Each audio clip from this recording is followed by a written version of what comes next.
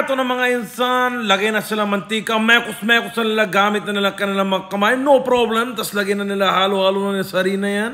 Yan na mga insan. Medyo basa-basa na siya and rolled. Mga insan, parang cream rolls. Yan, nalagay na nila sa mantika ulit. Frying na nila yan, no problem. Sa pinakamalinis na mantika sa buong mundo yan.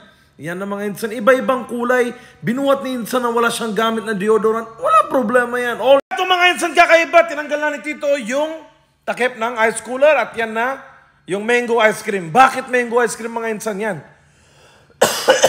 Tinaputol-putol, punit niya na, pok-pok niya na yan, no problem. Yan na mga insan. Yan pala insan, tinakpan nila na parang pot sa taas, tapos tumigas na yung pot. Yan na yun. Mangga yan mga insan, tapos may palaman na ice cream sa loob. Galing. First time ko lang din makakita ng ganyan. Tignan nyo mga insan. Yung prutas naging ice cream. Sobra na galing. Tapos ang alam ko yung mangga may buto sa loob, pero bakit yan wala na buto yan? Bakit tinanggalan nila ng una, tapos silagyan nila ng ice cream? Tignan nyo mga insan. Sobra na magaling. Yan o. Tapos isa-isa ni Tito ko yan. Yan na. Bukas din na. Yan na. Mango ice cream. Kain mo na yan. Sobrang sarap sa taginit. Diba? Mga insan, ang pamangkin ko, naglagay ng chain loop, gulay, salt, cauliflower na yan. Hindi na cauliflower yan. Cabbage na yan. Rice. Gawa na siya. Fried rice, mga insan. No problem. Kinamay niya yung kalahati. Kalahati malinis. Kalahati o kalang. No problem. Pinupuno niya. Inaayos niya pa. Yan na yung Tito ko. Nagyan ng oyster sauce, salt, harina, barbecue sauce, oyster sauce, spicy sauce. Yan na mga insan. Inaayos na nila. Mekus niya na yan.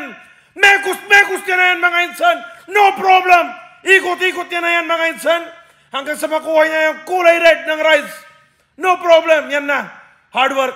Kaukaw na yan. No problem. Yan na. Mekus na yan. Yan na. Green parsley to make it look fresh.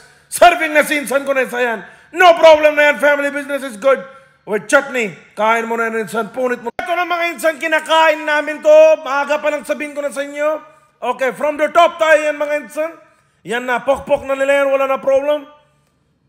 Yan. Mekus na nila. Ginagawa na nilang liquid syrup yung matamis na bagay kanina na dinudurog nila. Yan na. Okay, yan na siya mga insan. Lagyan na ng salt. And this salt. Parang chia seeds. Yan. Mekus na nila sa loob yan. No problem. Kumakain kami na ito insan. Tapos yung paggawa nila. Oh. Naka-hairnet pero wala gloves. No problem. Diyos ko Lord. Wag lang mapasukan ng buhok. No? Pero yung kamay, sobra na dumi, galing kili-kili, galing na puwet, kating-kating na Tita ko yan. Yung roll ni Tito, yan na si insan ko on the speed. Yan na yung gatchak and chiki mga insan.